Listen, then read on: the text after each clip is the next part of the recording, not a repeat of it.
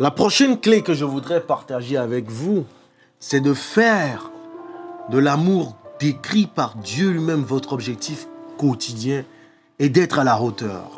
Oui, soyez à la hauteur de cet idéal divin. Écoutez ceci par rapport à cet amour que je vous propose. Lisons ensemble 1 Corinthiens chapitre 13, versets 4 à 7.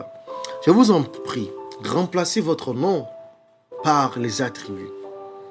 Et voyez combien vous devez faire comme effort pour atteindre l'objectif divin à propos de l'amour. Dans 1 Corinthiens chapitre 13, versets 4 à 7, nous avons une description divine de ce que devrait être l'amour. Pas de ce que vous décrivez comme amour ou ce que l'autre décrit comme amour. Mais ce que Dieu qui vous a créé, qui a créé le mariage, institué le mariage et créé l'amour, décrit. N'oubliez pas, mettez votre nom à la place de chaque attribut. Moi, je vais mettre mon nom comme Christopher. D'accord? On y va. À partir du verset 4. Christopher est patient. Il est plein de bonté. Christopher n'est pas envieux. Christopher ne se vante pas. Il ne s'enfle pas d'orgueil. Christopher ne fait rien de malhonnête. Il ne cherche pas son intérêt. Il ne s'irrite pas. Il ne soupçonne pas le mal. Il ne se réjouit pas de l'injustice, mais il se réjouit de la vérité. Il pardonne tout. Il croit tout. Il espère tout. Il supporte tout. Est-ce que c'est comme cela que je suis dans mon mariage? Est-ce que c'est ce que je ressens? Est-ce que c'est ce que je démontre envers mon conjoint? Tel doit être mon idéal quotidien. Et dans ma poursuite de la préservation de la beauté du mariage, je dois m'efforcer à atteindre cet idéal. Ce passage de la Bible est l'une des grandes descriptions de l'amour de Dieu. Étudiez-le encore, chaque jour. Répétez-vous ceci. Avez-vous fait de ces mots une partie de votre expérience de mariage? Le véritable amour n'est pas une simple impulsion sentimentale, mais plutôt un principe sacré qui implique tous les aspects de votre vie conjugale. Avec le véritable amour, votre mariage a bien plus de chances de réussir. Sans cela, le mariage échouera probablement rapidement. C'est de ces vertus que nous avons besoin. Ce n'est pas la description du monde ou la description que nous avons ou l'observation que nous faisons qui doit former notre objectif. Mais nous devons viser le plus grand, le plus beau idéal. La prochaine clé que je voudrais vous proposer, c'est de ne pas oublier que la critique et le harcèlement détruisent l'amour. La critique et le harcèlement détruisent l'amour. Lisons ensemble ce que Paul a à nous dire dans Colossiens, chapitre 3, verset 19. Il est écrit, « Marie, aimez votre femme et ne vous aigrissez pas contre elle. » Nous devons laisser les sentiments impurs à être constamment gris, à développer le ressentiment, à développer une rancœur, à développer la rancune. Nous devons les laisser. Dans Proverbes chapitre 21, verset 19, la Bible nous rappelle cet objectif très important pour nos foyers. Mieux vaut habiter dans une terre déserte qu'avec une femme querelleuse et irritable. Nous devons laisser l'esprit de querelle, l'esprit d'irritation. Nous devons faire de notre maison un paradis. Nous devons en faire le plus beau mariage, ce qui doit être enviable. Oui. Proverbe chapitre 27, verset 15, nous met aussi en garde en disant ceci. Écoutez plutôt. Proverbe 27, verset 15. Une gouttière qui coule sans cesse un jour de pluie et une femme querelleuse se ressemblent. Lisons encore ce que Jésus lui-même a à nous dire dans Matthieu chapitre 7, verset 3. Pourquoi vois-tu la paille qui est dans l'œil de ton frère et ne remarques-tu pas la poutre qui est dans ton œil? Chers amis, nous avons trop tendance à critiquer l'autre, à se plaindre de l'autre, à murmurer contre l'autre, à ne jamais apprécier l'autre, à ne jamais l'honorer, à ne jamais montrer de l'affection. Et la Bible, inspirée par Dieu qui nous connaît, sait que si l'homme laisse l'esprit des gris et que la femme laisse l'esprit de querelleuse, Oh, nous serons une magnifique entente, une quiétude sans pareille.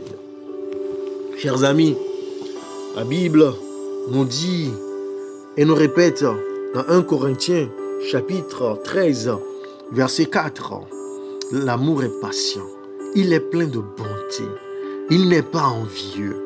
L'amour ne se vante pas, l'amour ne s'enfle pas d'orgueil. L'amour ne fait rien de malhonnête, l'amour ne cherche pas son intérêt. L'amour ne s'irrite pas, l'amour ne soupçonne pas le mal. L'amour ne se réjouit pas de l'injustice. L'amour se réjouit de la vérité. L'amour pardonne tout, l'amour croit tout, l'amour espère tout, l'amour supporte tout. Pourquoi ne pas se mettre ensemble pour prier pour cet amour dans votre foi? Pourquoi ne pas réclamer quotidiennement cet amour dans votre foi? Pourquoi ne pas plaider avec Dieu d'installer ce système d'exploitation conforme à son amour dans votre système informatique? Pourquoi ne pas prier, pleurer à Dieu pour qu'il puisse faire de cet amour une réalité dans votre vie?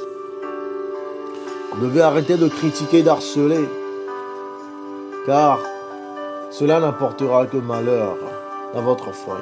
Votre conjoint pourrait manquer de beaucoup, mais la critique n'aidera pas. S'attendre à la perfection apportera de l'amertume à vous et à votre conjoint. Oubliez les défauts et les chasser les bonnes choses. N'essayez pas de réformer, de contrôler ou de contraindre votre partenaire. Vous détruiriez l'amour. Seul Dieu peut changer les gens. Un sens de l'humour, un cœur joyeux, une gentillesse, la patience, l'affection banniront bon nombre de vos problèmes de mariage. Essayez de rendre votre conjoint heureux plutôt que d'essayer de le changer. Et laissez-le prendre soin de lui-même. Et prenez soin de vous pour que vous puissiez devenir le reflet du changement que vous voulez opérer. Le secret d'un mariage réussi ne réside pas dans le fait d'avoir un parfait partenaire, mais d'être le bon et le parfait partenaire. Tournez bien. C'est que vous devez être le bon ou le meilleur partenaire, le parfait partenaire, pas à rendre l'autre parfait ou meilleur ou bon. La prochaine clé que je voudrais vous proposer, c'est de ne pas exagérer en quoi que ce soit, mais d'être tempéré dans tout ce que vous faites. Paul nous dit dans 1 Corinthiens chapitre 9, verset 25, ce qui suit. Écoutez bien. Tous les athlètes s'imposent toutes sortes de privations et ils le font pour obtenir une couronne qui va se détruire. Mais nous, c'est pour une couronne indestructible. Nous devons compétir ensemble. Nous sommes des membres de l'équipe gagnante. Et la victoire absolue sur tous les mots doit être notre objectif, notre but précis. Nous devons tout faire ensemble pour lutter. Le problème de l'autre est mon problème. Le malheur de l'autre est mon malheur. La joie de l'autre est ma joie. L'objectif de l'autre est mon objectif. Donc, nous devons constamment agir dans ce sens. Dans 1 Corinthiens chapitre 13, versets 4 et 5, nous lisons que l'amour ne cherche pas son propre bien. Nous devons cultiver ce renoncement de soi. Nous devons cultiver un esprit dénudé d'égoïsme. Nous devons chercher un intérêt commun. Nous devons rendre le bien de l'autre au-dessus de notre propre recherche. Dans 1 Corinthiens chapitre 10, verset 31, Paul a quelque chose à nous dire que nous ne devons pas oublier, que nous ne devons pas manquer de retenir. Ainsi donc, que vous mangez, que vous buviez ou quoi que vous fassiez, faites tout pour la gloire de Dieu. Cherchez à glorifier Dieu à travers votre amour. Cherchez à glorifier Dieu et non à vous glorifier. Et non à chercher à être prominent ou à avoir la prééminence dans le foyer. Laissez à Dieu cette place. 1 Corinthiens chapitre 9, verset 27 nous rappelle une vérité incontournable. Au contraire, je traite durement mon corps et je le discipline, de peur d'être moi-même disqualifié après avoir prêché aux autres. Nous devons chercher à être disciplinés dans la manifestation de nos sentiments. Ce n'est pas parce que vous êtes en colère que toute la terre doit être en ébullition. Ce n'est pas parce qu'on vous a fait du tort ou que l'autre ne vous comprend pas que le mariage doit être dissous. Ce n'est pas parce que vous vous sentez non respecté, que la terre doit être en guerre, nous devons contrôler nos sentiments. Nous devons chercher à être disciplinés. Disciplinés même dans notre langage. Disciplinés dans l'usage des mots. Disciplinés dans l'usage des ressources de la maison. À savoir les finances, à savoir le temps, à savoir les possessions que nous avons. Disciplinés dans notre gestion du temps. Disciplinés et circonspects dans notre relation l'un avec l'autre. Montrant de l'égard, montrant de la gentillesse, montrant du respect, montrant beaucoup d'affection, de tendresse et de patience. Paul toujours nous rappelle dans 2 Thessaloniciens chapitre 3, verset 17. 2 Thessaloniciens chapitre 3, verset 10 plutôt. Il dit ceci. Oh, en effet, lorsque nous étions chez vous, nous vous recommandions ceci. Si quelqu'un ne veut pas travailler, qu'il ne mange pas non plus. Nous devons tous contribuer au bonheur de la maison. Nous ne devons pas laisser porter tout le fardeau. Nous devons chercher à faire quelque chose, à rendre les tâches amoindries, légères pour notre conjoint. Nous devons tout faire pour que dans nos relations, nous puissions constamment être attentionnés. La Bible nous dit dans Hébreux, au chapitre 13, le verset 4, ce qui suit. Que le mariage soit honoré de tous et le lit conjugal épargné par la souillure. Ceux qui se livrent à l'immoralité sexuelle et à l'adultère, Dieu les jugera. Il n'y a pas de plus grande corruption, il n'y a pas de plus grand vice que vit notre société actuelle que l'immoralité sexuelle, que la perversion sexuelle, que les dérapages sexuels, que les convoitises charnelles qui détruisent et affaiblissent nos foyers, qui détruisent et mettent en péril nos familles. La Bible nous dit dans Romains chapitre 6, versets 12 et 13, cette vérité incontournable que nous devons nous répéter sans cesse. Que le péché ne règne donc plus dans votre corps mortel pour vous soumettre à lui par ses désirs. Ne mettez plus vos membres au service du péché comme des instruments de l'injustice, mais au contraire, livrez-vous à même à Dieu comme des morts revenus à la vie et mettez vos membres à son service comme des instruments de la justice. Oh, cher ami, faire trop ruinera votre mariage. Il en sera de même si vous faites aussi de moins. Le temps avec Dieu, le travail, l'amour, le repos, l'exercice, le temps pour les récréations, les repas, les contacts sociaux doivent être équilibrés dans un mariage.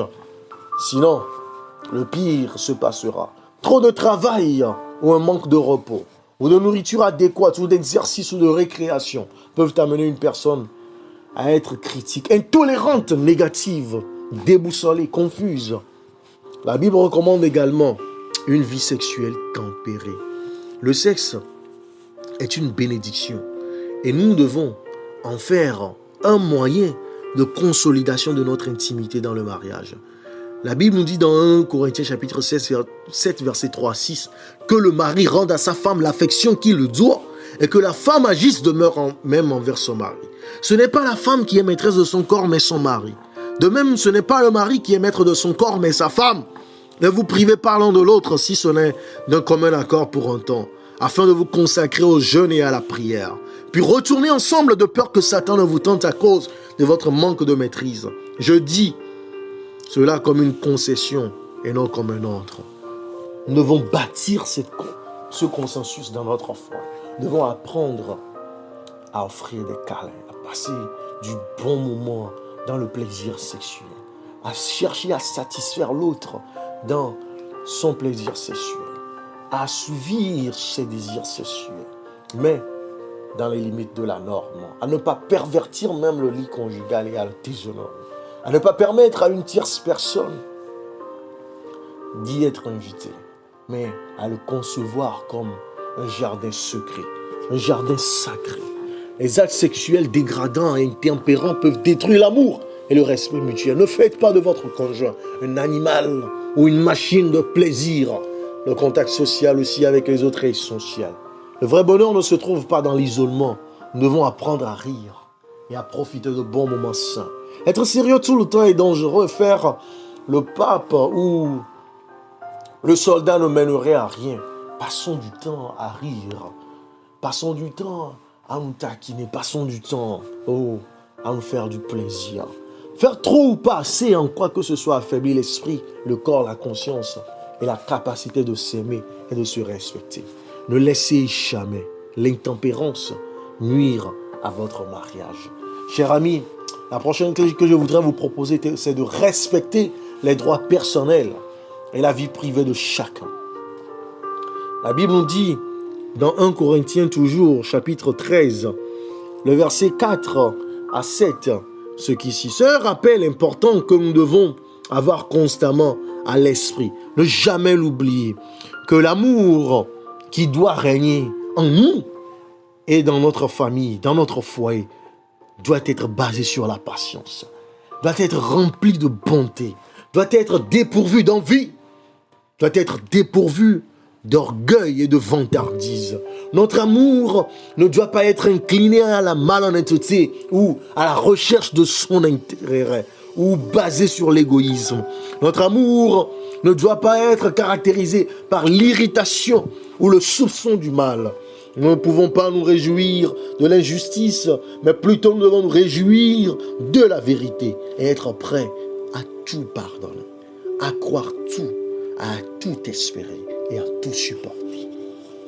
Et Paul de renchérir dans Romains chapitre 12, verset 10, en nous rappelant ce point cardinal de l'amour. Par amour fraternel, soyez pleins d'affection les uns pour les autres et rivalisez d'estime réciproque. Oh, le respect mutuel, la considération mutuelle, l'entente mutuelle, la compréhension mutuelle devraient nous caractériser. Chaque époux a un droit, chers amis, et nous devons le respecter. Et nous avons une individualité donnée par Dieu. Et cela nous donne droit à des intimités personnelles. Ne manipulez pas les portefeuilles ou le sac à main, les emails, les portables personnels ou être bien privé de l'autre. Sauf autorisation et entente mutuelle. Le droit à l'intimité, à la quiétude en cas de préoccupation doit être respecté. Votre conjoint a même le droit de se tromper une partie du temps et a un droit à un jour de repos sans se voir accorder le 3e degré. Les partenaires du mariage ne se possèdent pas. Vous n'êtes pas des esclaves l'un de l'autre. Et vous ne devrez jamais essayer de forcer des changements de personnalité. Seul Dieu peut faire de tels changements. La confiance mutuelle est essentielle pour le bonheur et c'est sur cela qu'est basé l'amour. Et bâti avec de la confiance et de la considération. Vous n'avez pas à vous surveiller, vous n'êtes pas des James Bond 007 l'un envers l'autre. Vous devez passer moins de temps à essayer de contrôler votre conjoint ou toujours à essayer de comprendre pourquoi il aime ceci ou il fait cela alors que vous ne l'aimez pas, chers amis. Vous devez passer plus de temps à essayer de vous plaire l'un à l'autre. Cela fonctionne à merveille. Et c'est ce à quoi je vous invite encore dans votre foyer. La prochaine clé que je voudrais partager avec vous, c'est d'être propre, modeste, ordonné et surtout dévoué. La Bible nous dit dans 1 Timothée, chapitre 2, verset 9, ce qui suit. Et je sais que cela va vous aider énormément dans votre foyer. De même, je veux aussi que les femmes habillées d'une manière décente se parent avec pudeur et simplicité. Non avec des tresses de l'or, des perles ou des toilettes somptueuses, mais plutôt avec des œuvres bonnes, comme cela convient à des femmes qui affirment honorer Dieu. Et cela va de même aussi pour l'homme. Nous devons chercher à être décents, à être sobres, à prendre soin de nous, à faire des toilettes intimes, à rendre notre habitat propre et digne d'un endroit où vivent des humains. La Bible nous rappelle aussi dans Proverbes, chapitre 31, à partir du verset 13, 15 et 27, cette vérité incontournable. Elle se procure de la laine et du lin et travaille d'une main joyeuse. Verset 15, nous lisons, elle se lève alors qu'il fait encore nuit et elle donne la nourriture à sa famille et ses ordres à ses servantes. Au verset 27, nous pouvons lire, elle veille à la bonne marche de sa maison, et ne mange pas le pain de la paresse. Nous devons tout faire pour nous supporter. Que le budget de la famille ne soit pas le fardeau d'une seule personne. Que les besoins de la famille ne soient pas le fardeau d'une seule personne. Nous devons joindre nos efforts. Nous devons mutualiser nos efforts. La Bible nous dit dans Ésaïe chapitre 52, verset 11, ce qui suit, qui est très important pour le bonheur familial. Partez, partez, sortez de là et ne touchez à rien d'impur. Sortez du milieu d'elle. Purifiez-vous, vous qui portez les ustensiles du culte de l'Éternel. Cela nous appelle à la pureté. D'abord, la pureté de l'esprit, à chasser toute négativité, tout soupçon ou tout mal à faire envers notre conjoint. Cela doit nous amener à purifier notre cœur, à laisser notre cœur libre de toute amertume, de tout esprit de haine et de vengeance. Purifier notre corps afin de faire la toilette. Toujours ne pas nous laisser aller au désordre ou à la malpropreté. Oh, chers amis, nous vivons dans une société où nous sommes tout le temps bouleversés, tout le temps assaillis, tout le temps assiégés par des pensées impures, par des pressions au travail, par des pressions dans nos affaires.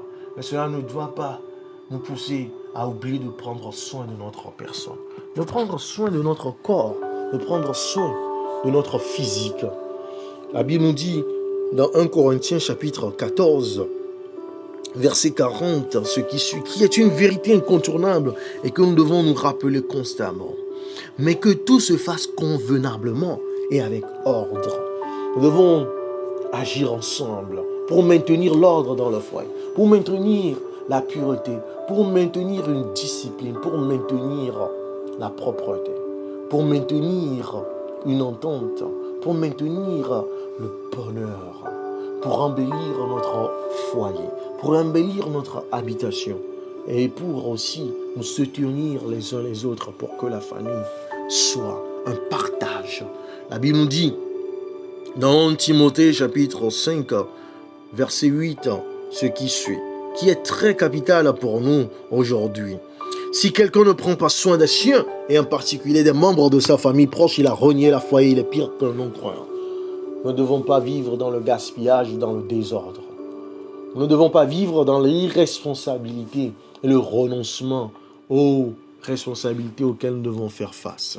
Paul nous rappelle dans son épître aux Hébreux, à partir du chapitre 6, plutôt au verset 12, que ainsi, vous ne vous relâcherez pas, mais vous imiterez ceux qui, par la foi et la patience, reçoivent l'héritage promis. La foi et la patience. Ne pas se relâcher. Vous savez, la paresse et le désordre peuvent être utilisés par le diable pour détruire votre respect, votre affection l'un pour l'autre. Et ainsi, nuire à votre mariage. Une tenue modeste et un corps propre et soigné sont importants pour le mari et la femme. Les deux partenaires doivent veiller à créer un environnement familial propre et ordonné, car cela apportera la paix et le calme. Un conjoint paresseux et sans travail qui ne contribue pas au mariage est un désavantage pour la famille et déplaît à Dieu. Tout ce qui est fait les uns pour les autres doit être fait avec soin et respect. La négligence dans ces affaires apparemment mineures a provoqué la division d'un d'innombrables foyers. Vous devez vous entendre sur la distribution des rôles. Vous devez vous entendre sur les responsabilités partagées. Vous devez vous entendre et comprendre les situations que vous traversez et y faire face ensemble lorsque l'un pense qu'il est chargé ou fatigué ou lassé. L'autre doit être toujours un support, un soutien, un secours. La prochaine clé que je voudrais vous proposer, c'est de décider de contrôler vos propos. Que vos propos soient caractérisés par la douceur, la bienveillance, la gentillesse, l'estime et l'honneur, le respect et l'amour, la considération. Dans Proverbes chapitre 15, verset 1, nous lisons ce conseil. Une réponse douce calme la fureur, tandis qu'une parole dure augmente la colère. Dans Ecclésiaste chapitre 9, verset 9, nous lisons aussi ce conseil qui est d'une importance capitale. Jouis de la vie avec la femme que tu aimes pendant la durée de ta vie, sans consistance que Dieu t'a donnée sous le soleil. Pendant toute la durée de ton existence fumeuse, car voilà quelle est la part dans la vie, dans la peine que tu te donnes sous le soleil. Vivre avec joie est important. Vivre avec bonheur, avec allégresse est important. Oh, la Bible nous rappelle dans 1 Corinthiens chapitre 13, verset 11, un conseil très important. Écoutez bien, lorsque j'étais enfant, je parlais comme un enfant. Je pensais comme un enfant, je raisonnais comme un enfant. Lorsque je suis devenu un homme, j'ai mis fin à ce qui était de l'enfant. Parlez toujours avec douceur, avec bienveillance, avec gentillesse, avec considération et respect à votre conjoint. Même en cas de dispute, contrôlez vos propos. Parce que vous ne pouvez pas les ravaler. Vous ne pourriez pas les reprendre. Vous ne pourriez pas les déraciner de l'esprit de votre conjoint lorsqu'elles sont sorties. Lorsque ces propos sont sortis et qu'ils blessent, vous ne pouvez plus retirer la blessure. Les décisions prises lorsque vous êtes en colère, fatigué ou découragé, ou dans la précipitation, ou avec un saut d'humeur ne sont de toute façon pas fiables. Il est donc préférable de vous détendre et de laisser la colère refroidir avant de parler. Et quand vous parlez, que ce soit toujours calmement et avec amour. Des mots durs et en colère peuvent écraser le désir de votre conjoint de vous plaire. Oh, ne blessez pas votre conjoint avec vos propos. Que votre bouche ne soit pas comme des coups de poing et que votre conjoint ne soit pas un terrain sur lequel vous déposez vos ordures, sur lequel vous jetez toutes vos pressions ou tous vos sauts d'humeur. Non, cherchez à les contrer, je vous en prie. La prochaine clé que je voudrais vous proposer, c'est d'être raisonnable en matière de ressources. Dans 1 Corinthiens chapitre 13, versets 4 et 5, je ne vous le dirai pas assez, nous sommes appelés à exercer la patience et la bonté. À laisser l'envie pour faire place à l'honneur. Ne pas se vanter ou s'enfler d'orgueil. Ne rien faire de malhonnête ou ne pas rechercher son intérêt. Ne pas s'irriter, ne pas soupçonner le mal.